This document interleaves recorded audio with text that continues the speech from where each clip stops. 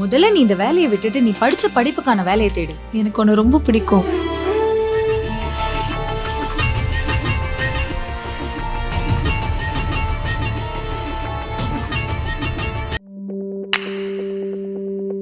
Chai with Chitra.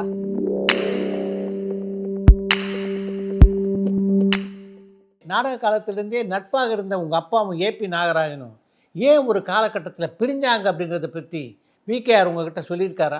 ஆக்சுவலாக ABN அவர்களை பற்றி அப்பா சொன்னது வந்து என்னென்னா, ஏபிஎன் வந்து நாடகத்தில் வந்து பெண் வேஷம் போடுறது. ஆமாம்.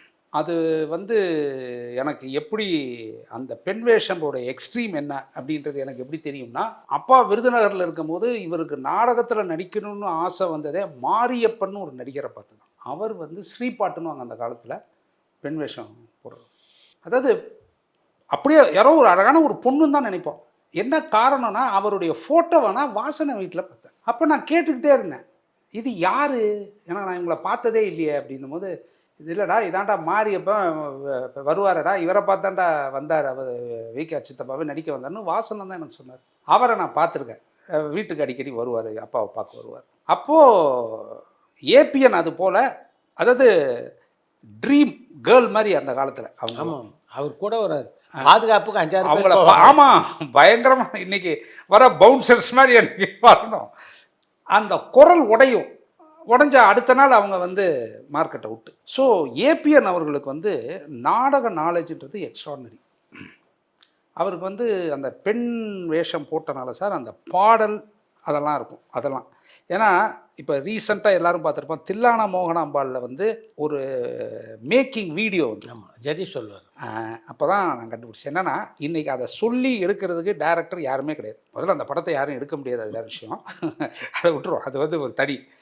அந்த படத்தை அவர் ஏன் எடுக்க முடிஞ்சது அப்படின்னா, அவருக்கு வந்து இந்த இசை, பெண், நடனம் இதெல்லாம் அத்துப்படி. ஸோ இவர் வந்து அப்பாவும் சேர்ந்து படம் எடுக்கலாம் அப்படின்னும் போது அவர் வந்து கொஞ்சம் ஸ்ட்ரகிளிங்கில் இருந்தார். அப்பா வந்து இப்போ வந்து பெரிய கேரக்டர் ஆக்டர். அப்போது லக்ஷ்மி பிக்சர்ஸ்னு ஒரு படம் 15,000 ரூபாய், அப்பா தான் அந்த 15,000 போட்டார். ஆனால் அவர் பேரில் 7,500 போட்டு மக்களை பெற்ற மாதிரி அந்த படம் ஆரம்பிச்சு. அந்த படம் தொடர்ந்து ஆரம்பித்தாங்க. அதுக்கப்புறம் அவங்களுக்கு நல்லெடுத்து சம்பந்தம் அந்த மாதிரி படங்கள்லாம் எடுத்து, நான் முதல்ல சொன்னல வடிவுக்கு வளைகாப்பு, அந்த படத்தில் தான் பிரேக் ஆனாங்க. பிரேக் ஆனாலும் சார் என்ன, அதான் திரும்பி அப்பாவோட ஒரு அவர்கிட்ட எனக்கு ரொம்ப பிடிச்ச குணம் என்னென்னா, லக்ஷ்மி பிக்சர்ஸ் அப்படின்னு இருந்தது விஜயலட்சுமி பிக்சர்ஸாக மாறுது. அதுதான் நவராத்திரி போகிறாங்க. அந்த நவராத்திரி போகிறதுக்கு சிவாஜி சார்கிட்ட போய் பேசின ஒரு ஆளும் அப்பாவும் ஏபிஎனுக்கு படம் பண்ணாங்க. ஸோ அவங்க பிரிஞ்சாங்களும் சண்டை கிடையாது. அதில் நடிச்சிருப்பார், ஒரு சின்ன ரோல் நடிச்சிருப்பார், அப்பாவும் நடிச்சிருப்பார், ஒரு வேஷம் நடிச்சிருப்பார். ஸோ அவரை பொறுத்த வரைக்கும் சண்டைன்னு யாருக்கிட்டையும் அவர் போட்டதில்லை. சண்டை போடுற மாதிரி சூழ்நிலை இருந்தாலும் அடுத்த நாள் இல்லைனா ஏதோ தண்ணி கிண்ணி போட்டு போதையில் சண்டை போட்டிருந்தா கூட அடுத்த நாள் காத்தால அவர் வந்து அதை வந்து சரி பண்ணுவார். ஏன்னா அவர் சிவாஜி சார்கிட்ட போய் பேசுனதில் அப்பாவும் ஒருத்தர் ஏபிஎன் படம் பண்ணுறதுல. ஏன்னா சிவாஜி சாருக்கு அந்த டைலாமா வரக்கூடாது. ஏன்னா 2 பேரும் சேர்ந்து வந்துட்டு இப்போ தனியாக வராப்புலையே அந்த நேரத்தில் ஃப்ளாப் வேறு, இவர் ஹீரோவாக நடித்த படம், அந்த அம்மா ப்ரெக்னென்ட் ஆனனால வட்டி பணம், இதெல்லாம் அவருக்கும் தெரியும் இல்லையா. ஆனாலும் இவர் போய் இல்லை நீ அது பண்ணு அப்படின்னு சொல்லிட்டு தான் அதுக்கப்புறம் தான் இவருக்கு செல்வம் கொடுத்து விகேஆர் பிக்சர்ஸ் ஆரம்பிச்சது. அது வந்து அதான் ஏபிஎனை பொறுத்த வரைக்கும் அப்பாவுக்கும் ஏபிஎனுக்கும் அந்த நட்பு அப்படியே தான் இருக்குது. அதில் எந்த விதமான ஒரு நல்லபடியாக தான் அந்த டீலை வந்து அவங்க பிரிச்சுக்கிட்டாங்க. அந்த ஃபைல்ஸ் எல்லாம் நான் பார்த்தேன். நான் அதெல்லாம் ஒரு பிரச்சனையும் கிடையாது. அப்பாவுக்கு சிவாஜியை தனியாக சந்தித்து பேசக்கூடிய வாய்ப்பு ரகு கிடைச்சிருக்கா? ஒரே ஒரு தடவை. அவரை வந்து சார் அவர் கண்ணை பார்த்து பேச முடியாது, மற்றவங்களுக்கு எல்லாம் என்னால் பேச முடியாது. அந்த வீரபாண்டிய கட்டபொம்மன்ற படத்தை வந்து மற்றவர்கள் எப்படி ரசித்தாங்களோ எனக்கு தெரியாது, நான் ரசித்தது வேறு மாதிரி. அதாவது அதை நான் சொன்னேன்னா ஒரு பைத்தியமோன் அப்படின்ற மாதிரி தான் இருக்கும். அவருடைய நடிப்புக்கு அந்த படத்தில் ஒரு சீன் இருக்குது. அதாவது அந்த முருகர் சாமி தரிசனம் பண்ணி வணங்கிட்டு இருக்கும்போது கருணாநிதி ஓடி வருவார், பிரபு எட்டையப்பன் காட்டி கொடுத்துட்டான் அப்படின்னு. அந்த முகத்தில் நான் அதாவது அந்த சீனை ரீவைண்ட் பண்ணி பார்க்குறேன். அந்த முகத்தில் வந்து ஒரு வலி வருது, அதாவது ஒரு வேதனை வருது. தன்னுடைய மண்ணில் இருக்கிறவனே தன்னை காட்டி கொடுத்துட்டானே அப்படின்னு வேதனைப்பட்டு பேசுகிறார். நானும் அவனும் ஒரே மண்ணில் பிறந்துட்டோம் அப்படின்ட்டு அப்படியே கொஞ்சம் கொஞ்சமாக கோபம் வரும்போது இந்த இடம் நடித்து ஒரு மனுஷனுக்கு நான் அவருக்கு மட்டும்தான் பார்த்தேன். இந்த வயிறு, அந்த ட்ரெஸ் எல்லாம் போட்டிருக்கார் சார், மூஞ்சி இருக்குல்ல, இந்த வயிறு நடிக்குது சார். அப்படியே அந்த அப்படியே நான் பார்க்குறேன், இவர் மனிதனா, ஒரு மனுஷனாக அது நடிக்கிறது அப்படின்னு அதை கத்துவார் கடைசியில். போர் போர் போர். அது மட்டும் இல்லாமல் சார், சிவாஜி சாரை நான் எந்த அளவுக்கு வாட்ச் பண்ணேன்றது, உலகத்திலேயே பாடி லாங்குவேஜில் அனிமலை அடாப்ட் பண்ணவர் சிவாஜி சார். கர்னலில் நிற்கும் போது பார்த்தீங்கன்னா குதிரை நிற்கிற மாதிரியே நிற்பார். யாருமே அப்படி நிற்க மாட்டாங்க உலகத்தில், ஆனால் அவர் நிற்பார். அனிமல் பாடி லாங்குவேஜை பார்க்குறாரு, அதை அடாப்ட் பண்ணுறாரு பெர்ஃபார்மன்ஸில்.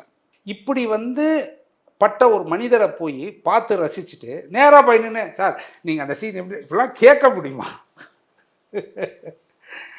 அதுவும் அவர் இருக்காருன்னா அப்படியே போயிடுவேன். ஒரு தடவை சில சமயம் அப்பா சிவாச்சார் வீட்டுக்கு போகும்போது சண்டே ஏதாவது போகிறாரு, நைட்டு போகிறாருன்னா நான் தான் போய் பிக்கப் பண்ணிட்டு வரணும்.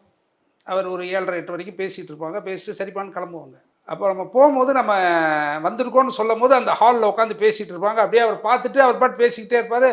ஒரு வணக்கம் தான் சொல்ல முடியும், அப்படி தலையாட்டுவார். அதோடு நம்ம என்ன பண்ணுறதுன்னா, அப்பா நம்மளை பார்த்துட்டாருன்னா அங்கேருந்து எஸ்கேப் ஆயிடுறது, வண்டிக்கிட்ட போயிடுறது. ஏன்னா இவரை பார்த்து எதாவது பேசலாம் நமக்கு தைரியம் கிடையாது.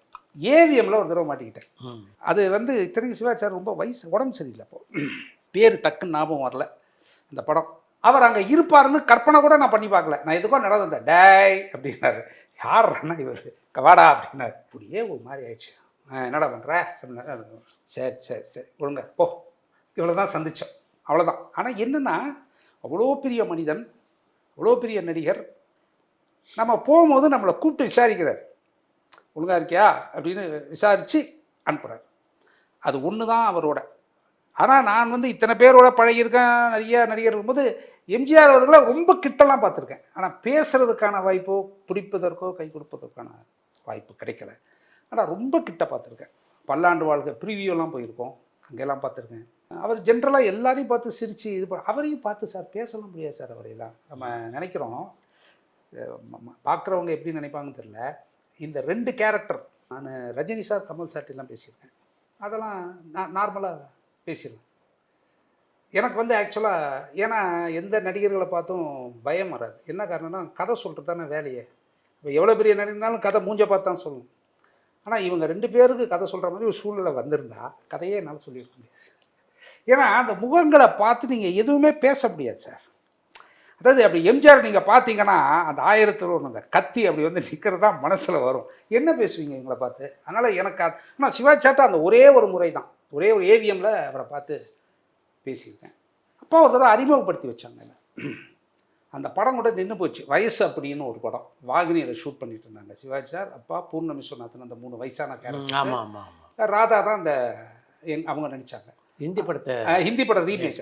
அசோக் குமார் செஞ்ச ரோல் சிவாஜி சார் பண்ணாங்க. அப்போ ஒரு தடவை கூப்பிட்டு அறிமுகப்படுத்தி வச்சார். அப்படியே பார்த்தாரு. நிறைய தடவை அவரை பார்ப்பேன், அவர் அப்படியே பார்ப்பார். நான் அப்படியே தூரத்தில் நின்று போவேன். எமன் செட்டுக்கெல்லாம் போயிருக்கேன்.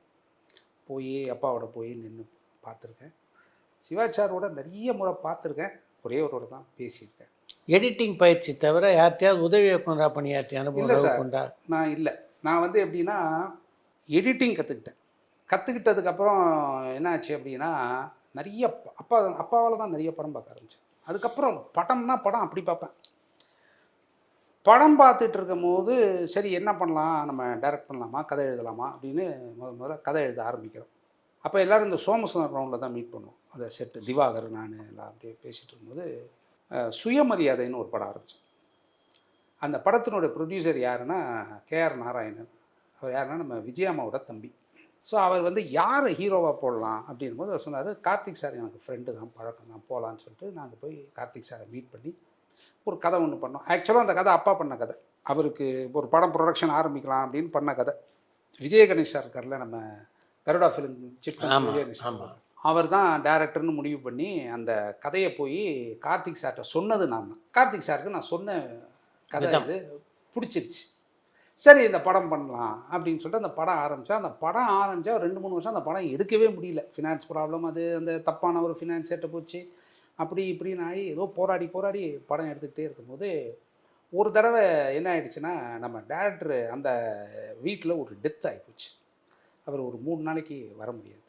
அந்த படமே ஏதோ பெரிய ஃபங்க்ஷன் ஃபெஸ்டிவல் மாதிரி வருஷத்துக்கு ஒரு 6 நாள் 7 நாள் தான் ஷூட்டிங்கே நடக்கும். அப்போ தான் படங்கன்னா அரேஞ்ச் பண்ணி ஷூட் பண்ணுவோம். அதை போய் கார்த்திக் சார் ஒரு 2 மாதமாக துரத்தி டேட் வாங்கி அப்போ ஒரு பயங்கரமாக டெவலப்லாம் கொடுப்பார். 3 நாள் 6 நாள் 4 நாள் 5 நாள் கொடுப்பார். அப்போ அந்த ஒரு 3 நாள் ஃபுல் பொறுப்பு என்கிட்ட வந்தது. சரின்னு சொல்லிட்டு அப்போ நான் தான் அந்த படத்தை அந்த 3 நாள் டைரக்ட் பண்ணிக்கிட்டு இருக்கேன். டைரக்ட் பண்ணி அது பண்ணி இது பண்ணி எல்லாம் பண்ணிக்கிட்டே இருக்கும்போது அப்புறம் ஒரு நாள் அப்படியே பார்த்துட்டே இருந்தவர் டக்குன்னு என்னை கூப்பிட்டு, நீங்கள் எப்போ டைரக்ட் பண்ண போகிறீங்க அப்படின்னாரு.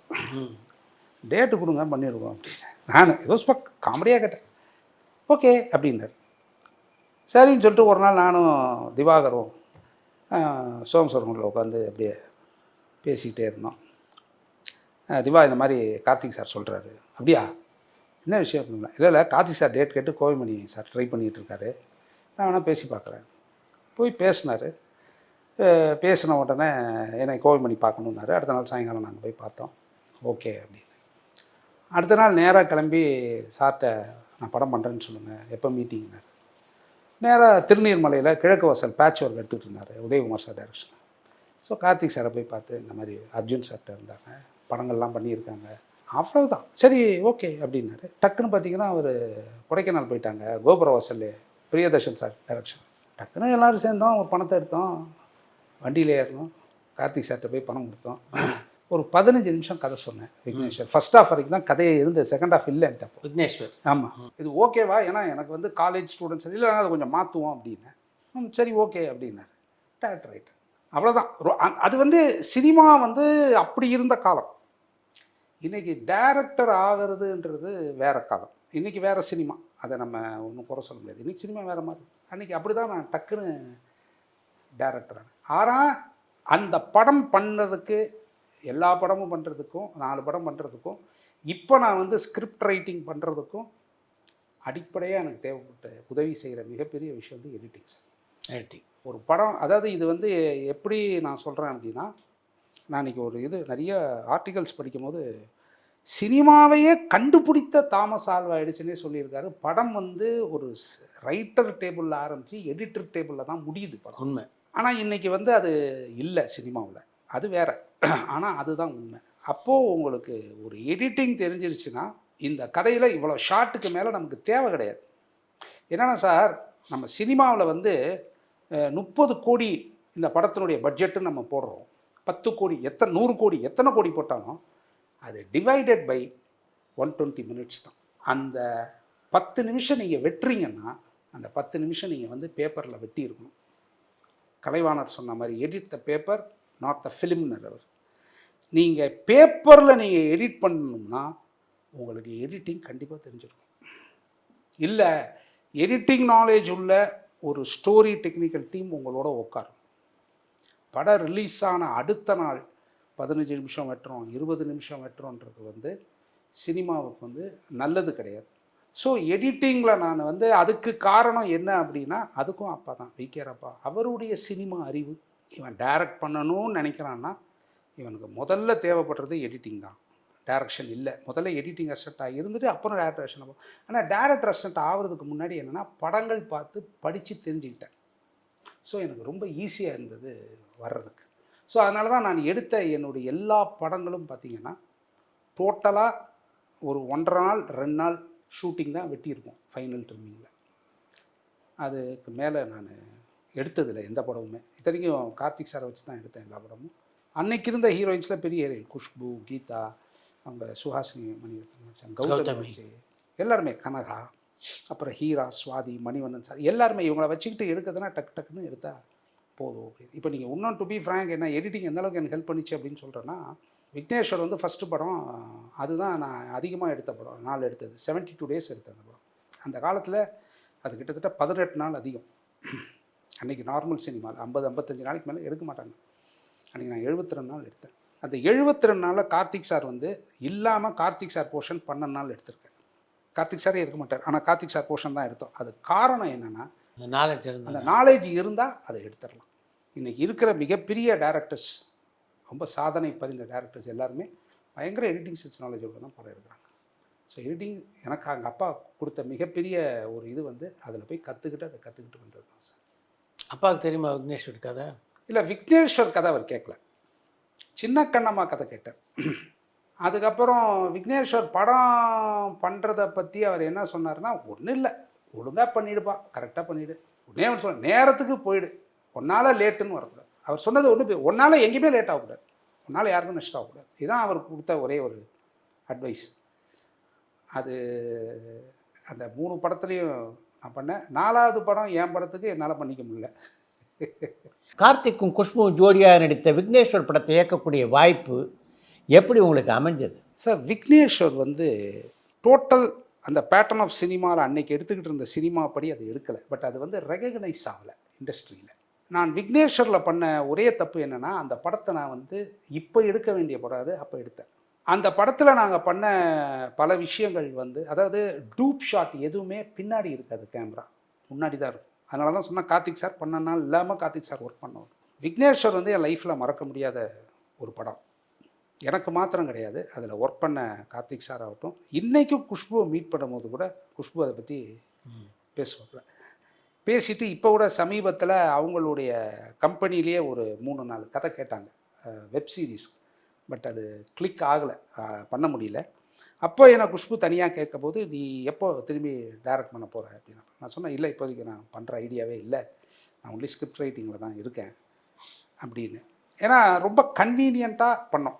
எனக்கு வந்து விக்னேஸ்வர் பண்ணதில் என்ன ஒரு பெரிய விஷயம் அப்படின்னா, நான் மதிக்கக்கூடிய 2 இயக்குனர்கள் என்னை பாராட்டினது. நான் ரொம்ப மதித்தேன் அவங்கள. ஒன்று வந்து நம்ம ஜோஷி சார். ஜோஷி சார் வந்து நியூ டெல்லி பார்க்கும்போது அப்படி ஒரு பொறாமை, மம்முட்டி சார் பெர்ஃபார்மன்ஸில் எக்ஸ்ட்ராடனரி படம், படம் மாதிரி ஒரு படம் நம்மளால் பண்ண முடியலையே, நான் பண்ணியிருக்காங்க இந்த ஆள் அப்படின்லாம் நான் நினச்சேன். ஜோஷி சார் என் படத்தை பார்த்துட்டு ரொம்ப பாராட்டு தெரிவித்தார். அடுத்து வந்து ஆபாவானன் சார். ஆபாவானன் அவர்கள் வந்து அந்த 90s சினிமாவை திரும்பி பார்க்க வைத்த ஒரு மிகப்பெரிய ஒரு சினிமாவில் ஒரு புரட்சி பண்ண ஒரு மனிதர் வந்து ஆபாவானன். அவர் வந்து என்னுடைய படத்தை வந்து பார்த்தார், கேள்விப்பட்டு வந்து பார்த்துட்டு என்னை ரொம்ப பாராட்டிட்டு போயிட்டார். அதோடு முடிஞ்சிருச்சுன்னு நினச்சேன்.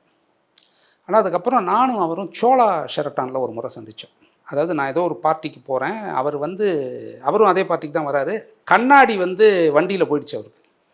ஸோ அவர் ஃபோன் பண்ணி அந்த வர வரைக்கும் லாபியில் உட்காந்தார். ஸோ நான் அவர் கம்பெனி கொடுக்கும்போது அவர் என்கிட்ட சொன்ன இந்த வார்த்தை எனக்கு வந்து ரொம்ப ஒரு உற்சாகமாக இருந்தது.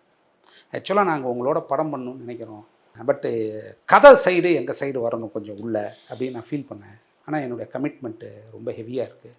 இப்போ நிறைய படம் எடுத்தாங்க அவங்க, அதில் சிலதெல்லாம் வர முடியாதபடி ஆயிடுச்சு. பட்டு நம்ம என்றைக்கு தானே ஒரு நாள் ஒர்க் பண்ணலாம் சார் அப்படின்னாரு. எனக்கு ரொம்ப சந்தோஷமாக இருந்தது. என்னென்னா, விக்னேஸ்வர் வந்து தமிழ் சினிமாவை புரட்டி போட்ட படம்லாம் கிடையாது. நம்ம வந்து அப்படியே எல்லோரும் திரும்பி பார்த்த இயக்குனர் இல்லைனாலும், அப்படிப்பட்ட ஒரு இயக்குனர் நம்ம என்ன பண்ணியிருக்கோன்றதை ரீட் பண்ணி நம்மளை பாராட்டுறாரு அப்படின்றது எனக்கு ஒரு மிகப்பெரிய சந்தோஷம். அதுக்கப்புறம் நான் அவரை சந்தித்தது ஒரே ஒரு தடவை அலங்கார் தேட்டரில். அப்போ அலங்கார் இருந்தது. டெர்மினேட்டர் 2 ஓடும்போது அவர் படம் பார்க்க வந்தார், நான் பார்த்துக்கிட்டு இருந்தேன். அவரும் ஃபேமிலியோடு வந்தார், நானும் ஃபேமிலியோடு வந்தனால ஒரு மணி நேரம் பேச முடியல, பார்த்தோம். அதுக்கப்புறம் நான் அவரை சந்திக்க முடியல. அது 2ம் எனக்கு விக்னேஸ்வரில் கிடைத்த இது சார். அடுத்து வந்து என்ன அப்படின்னா, ராதா ரவி, ராதிகா இவங்களெல்லாம் அடிக்கடி சந்திப்பீங்களா? ரவி அண்ணனை சந்திப்பேன் சார். ரவி அண்ணன் வந்து எனக்கு வந்து மிகப்பெரிய ஹெல்ப்லாம் பண்ணியிருக்காரு. இன்ஃபேக்ட் விக்னேஸ்வர் படம் ரவி அண்ணன் இல்லைனா வந்திருக்காரு சார். அது அடுத்து அந்த படத்தினுடைய பெரிய அதிர்ச்சி என்னென்னா, படத்தை ராஜா சார் பார்க்கணும். ராஜா சார் கதை சொல்கிறேன், கம்போசிங் வந்து கோயம்புத்தூர். அந்த கோயம்புத்தூரில் வந்து நான் கதை சொன்னோடனே, யோ வேறு கதை பண்ணேன் யான்னார் சொன்னார் சார். அன்றைக்கி பண்ணியிருந்தேன்னா கூட ஓரளவுக்கு நல்லா இருந்தது. பிரபல தெலுங்கு பட ஹீரோ நானிக்காக நீங்கள் எழுதிய கதை ஜென்டில்மேன் மிகப்பெரிய ஹிட்டு. அப்படி இருந்தும் தெலுங்கில் தொடர்ந்து ஏன் உங்களுக்கு வாய்ப்பு வரலை? மிகப்பெரிய ஹிட்டு கொடுத்தாங்க சார். காம்பினேஷன் கேட்குறாங்க. அதாவது ஒரே விஷயம் என்னென்னா சார், ஒரு சினிமா ஓடுதுன்னா